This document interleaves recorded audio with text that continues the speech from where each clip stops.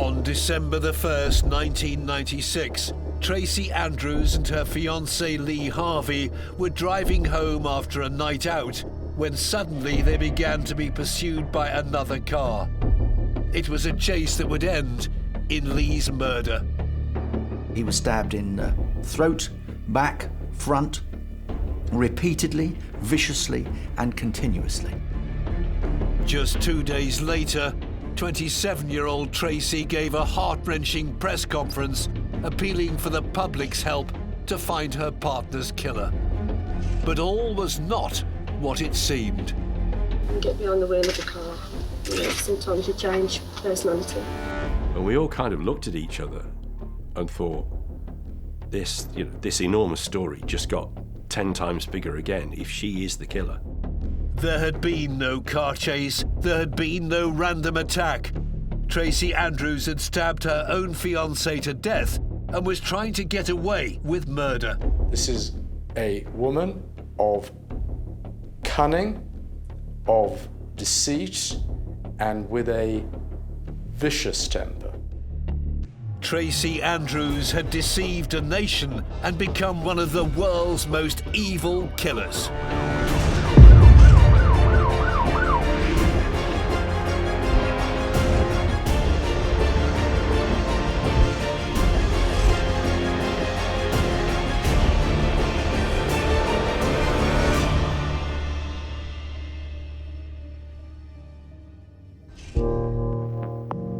It was a press conference that shocked Britain when 27-year-old Tracie Andrews defiantly appeared in front of the world's media on December the 3rd, 1996. She wept over the murder of her fiancé Lee Harvey. She claimed a stranger had stopped the couple in their car before stabbing her 25-year-old partner to death in a savage attack. I just tried to stop the bleeding, really, and comfort him as much as I could. But it was all a lie. In reality, Andrews had killed Lee in the most brutal of manners. At her trial, Andrews continued to try and sell her fabricated story. The media were fascinated by her. Daily Mirror journalist Rod Chater managed to interview the wannabe model at Birmingham Crown Court on the day of her conviction. I'm sat next to Tracy. I didn't feel threatened, obviously. She's a killer, but we're not in any kind of environment in which she's likely to suddenly launch an attack on me. So I said, well, do you stick to your story? Yes, I stick to my story. Did you kill him? No, I didn't. Just minutes later, Tracie Andrews was given a life sentence for the murder of her own fiancé. I worked as a national newspaper journalist for many years. I covered thousands of stories, dozens of murders. Some stories just stay with you, and this is one of the ones that stays with me. It's a story that begins over 45 years ago. Tracie Andrews was born on the 9th of April 1969 in the West Midlands. Well, Tracy was brought up just outside Birmingham in Redditch and Alvechurch, and she was the middle child. She had an older sibling and a younger sibling and several half-siblings. And her parents broke up when she was around about 6 years old because they'd had quite a volatile relationship. The separation of her parents in 1975 had a lasting effect on young Tracy. Well, Tracy's parents split up and her mother got married to another man. And when we look at our parents' relationships, they are quite important because they inform our expectations of other people, our expectations of the relationships that we go on to have. Kids need attention, they need to be loved and cuddled and everything. And a lot of kids that come from those kind of broken homes, and the case of Tracy, they want to be loved by mother, father, or somebody. So that is definitely, in my opinion, one of the things that pushed her into always wanting the attention of other men. Tracy left school in 1986, and aged 21, she had a baby daughter. But the relationship with her partner lasted barely a year, and they soon went their separate ways. What we've got here is a woman who doesn't like her partners having a life that doesn't involve her. She doesn't like her partners going out without her. She gets very jealous, she's very possessive. She certainly had a temper. Everybody who knew her said she had a temper, and when she lost her temper, everybody knew about it. She would shout at the top of her voice. The whole street would hear. By 1994, 25-year-old Tracy was living in a council flat in Alvechurch and working as a barmaid. But her aspirations went far beyond pulling pints. She had visions, she had dreams of becoming a model, but she was very photogenic. She looked good on camera, and she knew it, and she had some pictures taken and a photo album put together, but that never really took off either. She became a barmaid, working in a pub, but she still dressed very provocatively, and she still loved talking to men and chatting to men. Again, seeking the attention that she wanted to get as a model, because obviously when you're that pretty and you're a model, you do get a lot of attention.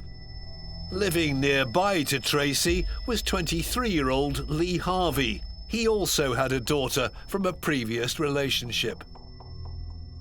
Lee Harvey was a young man from a very close family, and he worked as a bus driver for the West Midlands Travel. So this was a job that involved meeting many people on a daily basis. He was very outgoing. He was interested in cars and was always very well turned out. So he was your typical young Birmingham lad, essentially. Very close to his mum, very close to his sister. The paths of the two young single parents would soon cross. Well, Lee and Tracy met in October 1994 in Ritzy's nightclub in Birmingham, and this relationship really did develop at a lightning pace. They had moved in with one another only around 3 months into the relationship, so this was going very, very fast. And their relationship was quite a volatile one. They were both quite possessive, quite jealous when it came to the other's relationships with the opposite sex. And you often find this in relationships that develop very quickly. You haven't got that foundation of trust that's been built. You're always a little bit kind of suspicious as to what the other person's up to because you don't really know them. And they would row, and they would fight like cat and dog. And neighbours would report how voices would be raised at all hours of the day and night and would go on for hours and then stop and then start again. The couple got engaged after just 6 months, but their volatile relationship would often see them break up, only to get back together again soon after. It was maybe almost a carbon copy of what Tracy grew up with in her house. She had a very explosive temper, and Lee Harvey also, in a way, wouldn't like just bow down to her screaming, so he would scream back. She was forever throwing him out into the street, and she would throw his clothes out of the window or in a black bin bag and chuck him out the front door, change the locks. And then they would have reconciliations. Lee would go back, more violence, Lee would leave, Lee would go back, more violence. This went on for a period of about 2 years. Their explosive relationship finally came to a head on December the 1st, 1996. So they'd been rowing all day.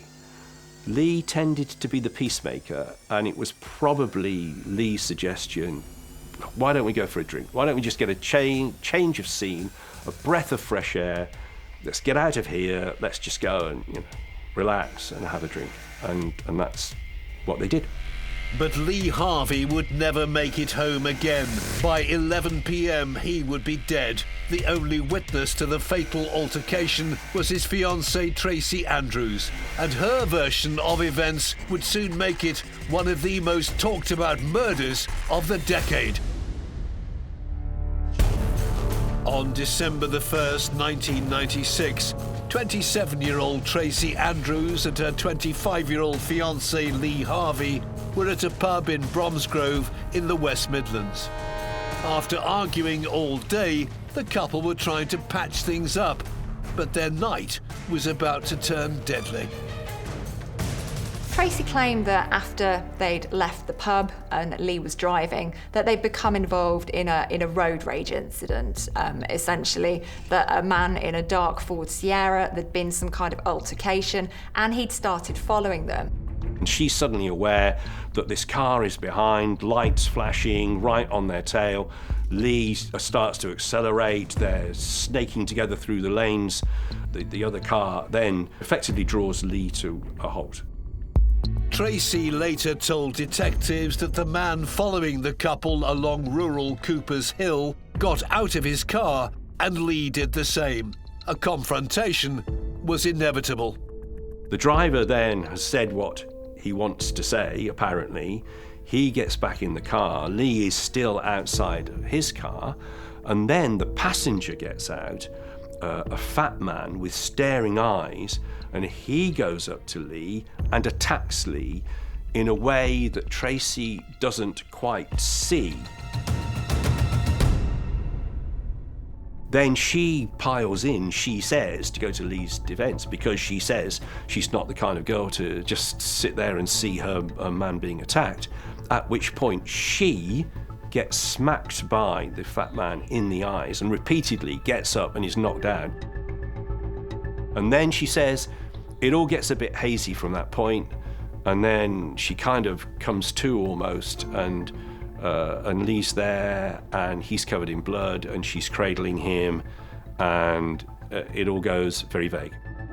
Lee's car had ended up right outside a house called Keeper's Cottage. The commotion in the road had alerted one of the residents.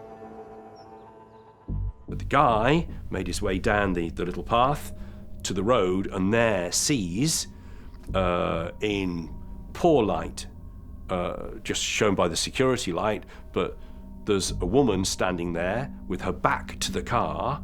There's a body, prone body on the floor. He instantly runs back into the house, saying, "Call the police! Call the police! Call the ambulance!" The case was immediately given to Detective Superintendent Ian Johnston. I received a call from West Mercia Constabulary Operations Room, which directed me to the scene at Cooper's Hill, where I met with divisional representatives. Present at that time was Lee's car, Lee's body, and Tracie Andrews was inside Keeper's Cottage, having been found in the road outside. I could see Lee's vehicle. It was pulled in on the near side of the road, travelling towards Alvechurch, and it didn't appear to have been stopped in any great hurry. It looked as though it had been fairly neatly parked to the side. Detectives at the scene spoke to Tracy to find out exactly what had happened. The incident appeared to have started from the Marlbrook Public House. There'd been a road situation down the A38 towards the M42 motorway. Lee's car had been stopped, and then an altercation had taken place between a member of that chasing vehicle and Lee. Lee collapsed, and then the other vehicle made its escape. Lee Harvey died at the scene. It was clear that he'd been the victim of a savage and frenzied attack.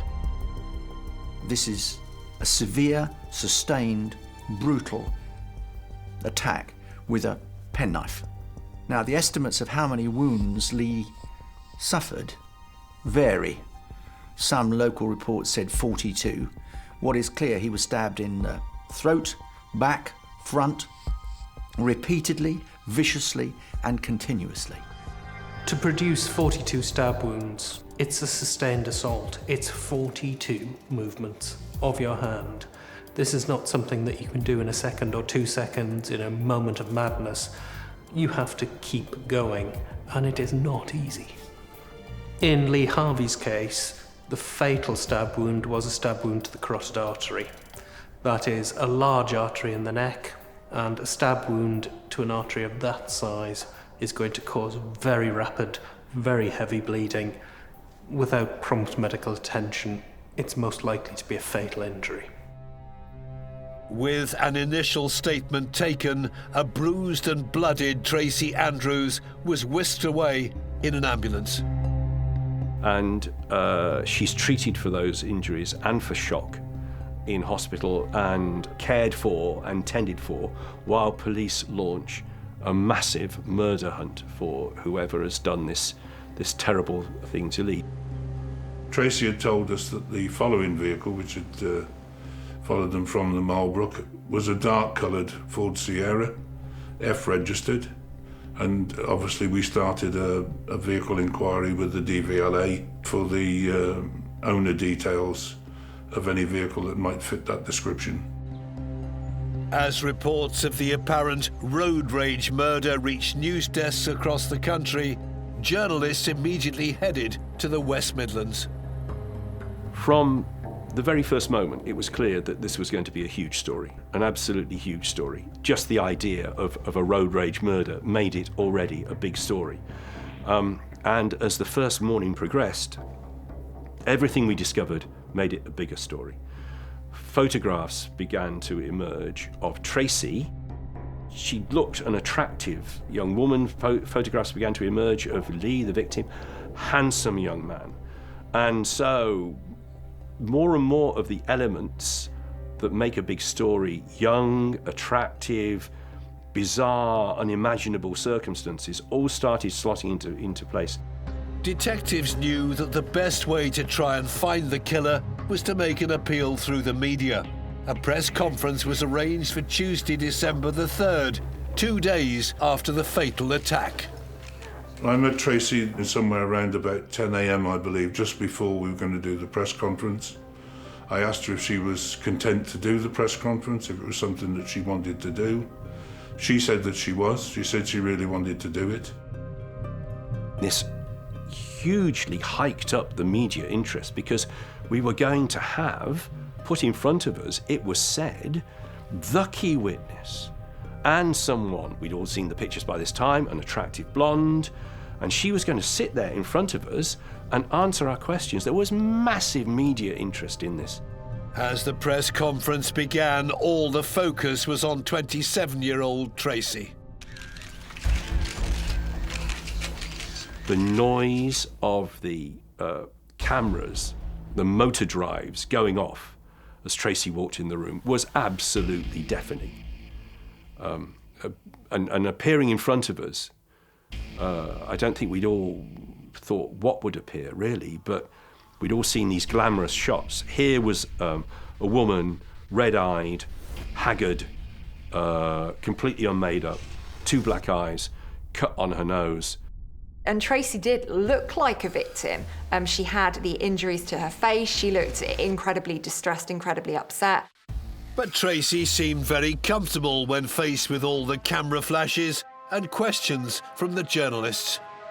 The press really wanted to hear from Tracy, and so I became a bit of a sideline, really, which was fine. It was about the story, it was about the situation, and the press were interested in Tracy, and she was quite happy to deal with the press. Both me and the other person were like playing cat and mouse with each other for a while. When they overtook us, I was shouting at Lee to, slow down, just ignore them, stop the comedy. I don't know if a lot of men are like it and a lot of women are like it, but when you get behind the wheel of a car, sometimes you change personality.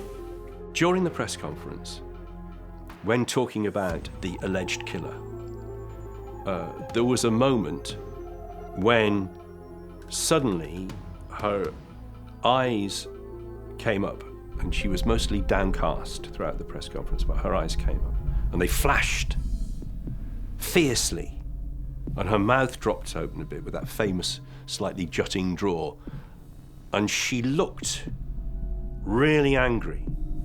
And at that point again, all the motor drives went off.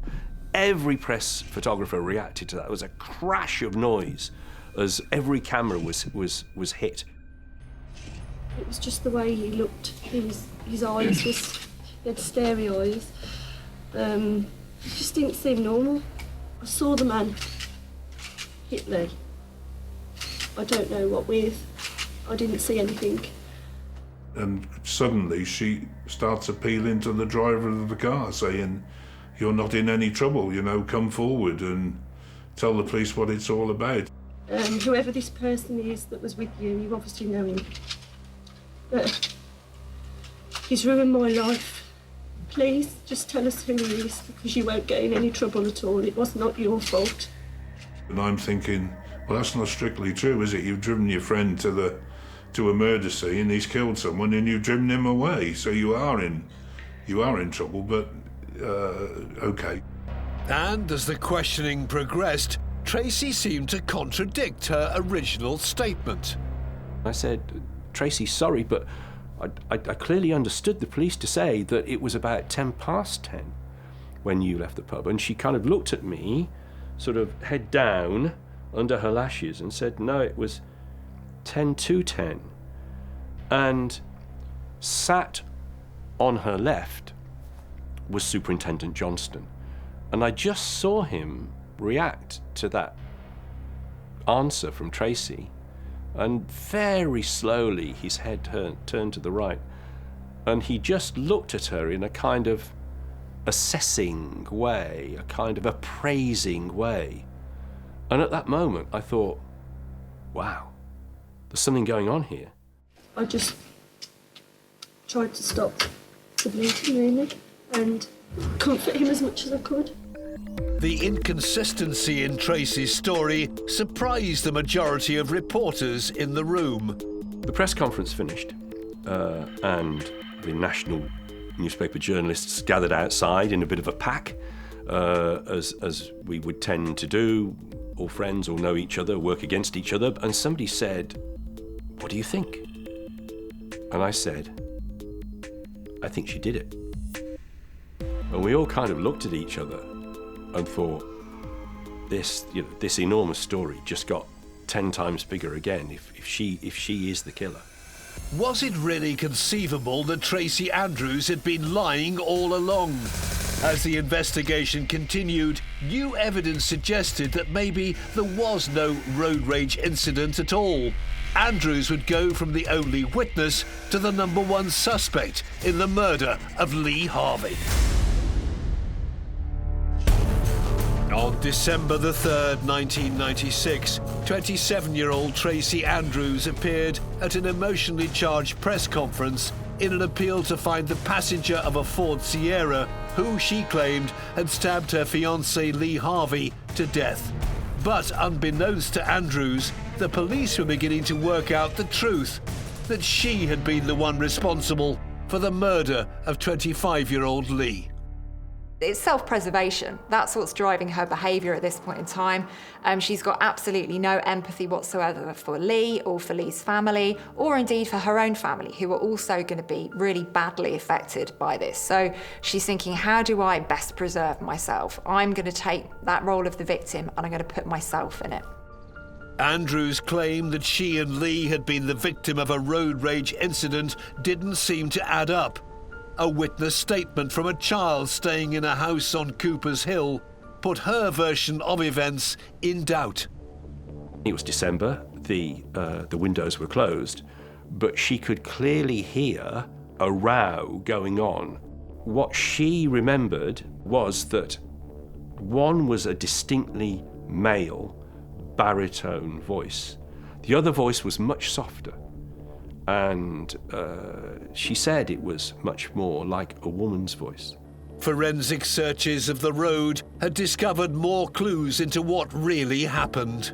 We couldn't get anywhere near the scene on the first morning, or indeed for a few days afterwards. The police completely sealed it off while they drafted in officers to carry out a fingertip search of the area. What they found, we later discovered, were a couple of bits and pieces, including a tiny spring and another element from a multifunction penknife. What police didn't find was any trace of a car overtaking another car on the soft December winter verges of this pretty narrow road. Police had also found a black beanie hat in the hedgerow next to where Lee's car had been parked. So our assumption was, well, this has maybe fallen out of the assailant's pocket and he's not realised it. So, of course, that went to the laboratory fairly quickly with a view towards DNA and from hair samples, that sort of thing. And we had the report back by the Wednesday that this was animal hair and it was cat hair, black and white cat hair. Well, there's a black and white cat at Tracy's. And so we went down and took a sample of hair from the cat, and it was the cat hair. And then, as I understand it later on, it was accepted that this was Lee's hat, but had been in Tracy's pocket prior to the offence taking place. Andrews' lie about the hat was just one of many inconsistencies in her story. In Lee's hand, they found between 80 and 100 strands of Tracy's hair that have been pulled from Tracy's head as Lee has tried to defend himself. Now, if Lee had been murdered by this fat man with staring eyes, why would he have Tracy's hair in his hand? Well, the pathologist's evidence was that this was more than just a death grasp stroking, that it was a reasonable clump, that it had a good pull. But of course, Tracy's view was, well, this must have been when he was going and he got his hand on my hair, you know. So it came as a sort of, as Lee was passing away, he'd pulled some hair from her head. It was beginning to look more and more likely that Andrews had killed Lee in a fit of rage. I mean, if you attack somebody that you're supposed to be in love with and stab him 42 times, and that's pretty out of control. She wasn't thinking to herself as she set off from the pub that evening, oh, tonight's the night I think I'm going to kill Lee. She just exploded like a volcano. Over a matter of minutes, literally, she went from mildly angry to obsessively angry, and that therefore he had to die. When we talk about premeditated murder, we tend to assume that it's something that's days, weeks, or months in the planning, but actually premeditation only needs to take seconds. You only need to have a few seconds to decide that you are going to end somebody's life, and she made that decision on this evening. And it seemed that Andrews' guilty conscience was beginning to get the better of her. On Wednesday, December the 4th, the day after the Telltale press conference, she tried to kill herself. Tracy takes an overdose, and I think this is a very deliberate, a very determined act on her part. I think she was absolutely set on ending her own life, because over the past few days, the situation has spiraled completely out of her control. She's trying to keep a story together, she's trying to present this face as the victim, and it's all getting a bit too much because it's starting to unravel. So I think this is an attempt to take back control, to say, actually, I'm going to decide to do something now that I'm fully in control of, and that's what this was. On the same evening, detectives were given their biggest steer yet. 2 people had seen Lee's distinctive white Ford Escort on the night of his murder. 2 witnesses who said, we've seen it in the local paper. I know I've seen this white car. We were driving from Alvechurch in the opposite direction. We came through Cooper's Hill, past Keeper's Cottage. We came down the hill, and as we came to the junction at the bottom, I saw this car go past. And he said, it's a white Escort G-Reg, spoked wheels, everything that it was.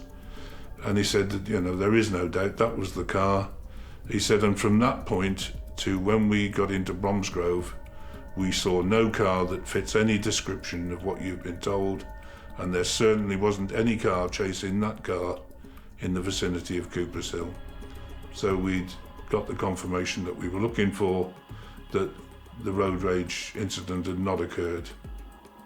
And so that changed the way that we looked at the investigation. Her story really was starting to crumble at that point in time, and combined with her suicide attempt, I think the police decided that's enough evidence. We can now move in and arrest her. On Saturday, December the 7th, 1996, 6 days after Lee's murder, Tracie Andrews was arrested in hospital and taken into custody. The 27-year-old woman was arrested at 11 o'clock today, but so far detectives have released no further details. Until this development, the police had been looking for 2 men who they believe may have escaped from the scene in a dark Ford Sierra. The evidence from the 2 witnesses who'd seen Lee Harvey's vehicle through the junction that night was extremely impactful.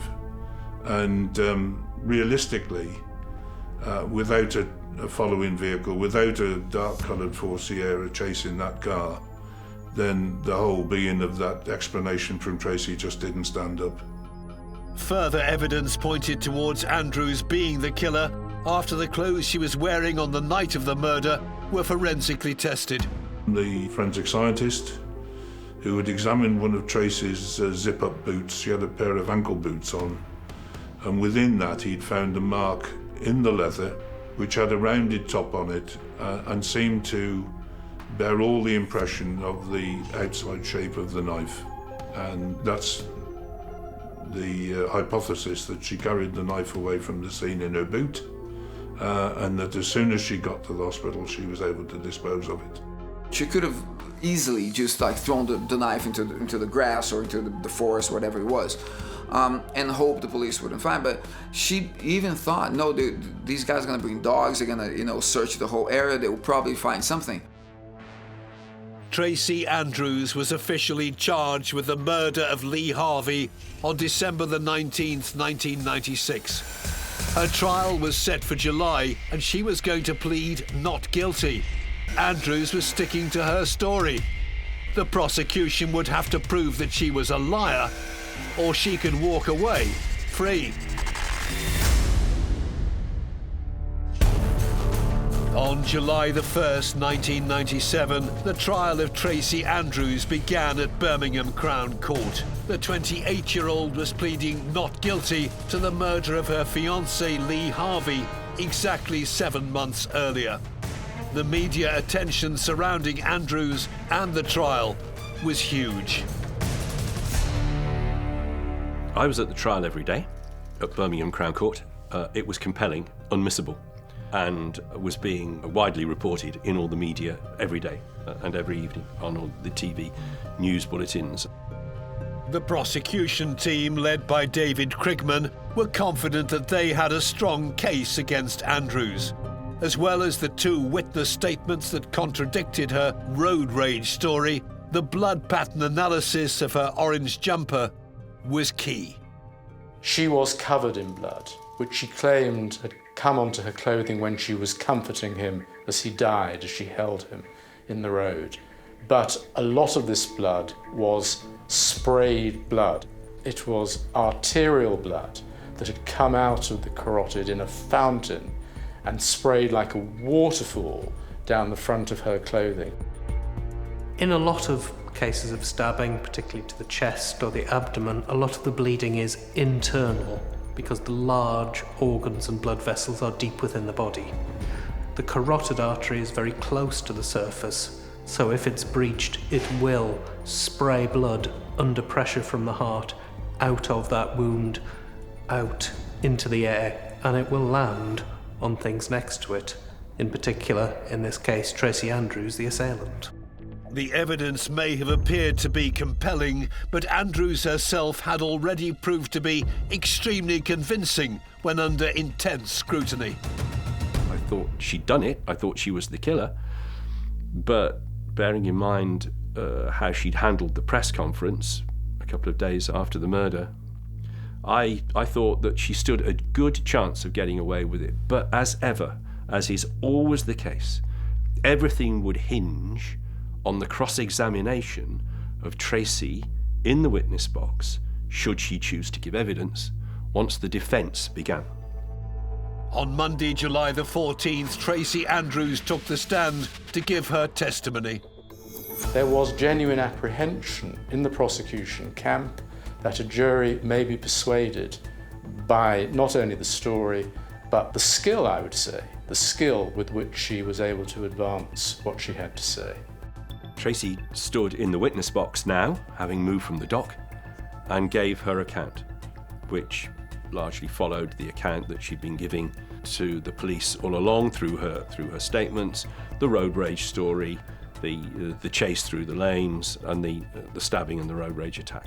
And she gave it calmly and, in some senses, convincingly. Prosecutors knew that the cross-examination of Andrews would be their best chance at cracking her veneer of lies. And it went on and on and on. It went on for hours.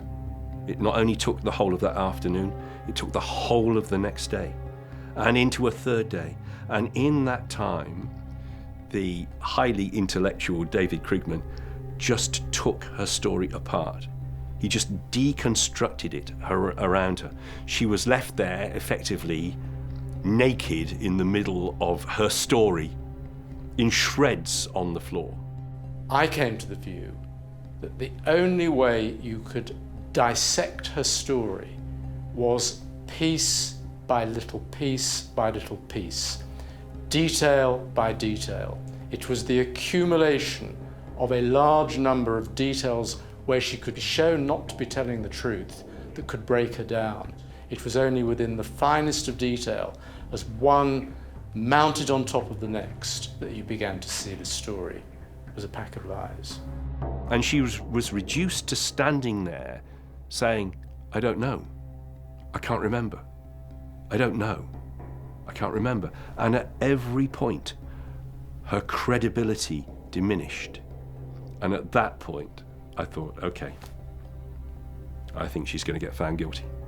On July the 29th, in an unprecedented move, Andrews agreed to be interviewed by a newspaper journalist as the jury retired to make a decision on her fate. She met with Rod Chater in a private room at the court. And there was Tracy, sat there, made up, composed, sat at a table, her lawyers, and I sat down and interviewed her. It was absolutely bizarre. Never, in 35 years on Fleet Street, never did it before, never did it again, interview the accused while the jury's out. Extraordinary.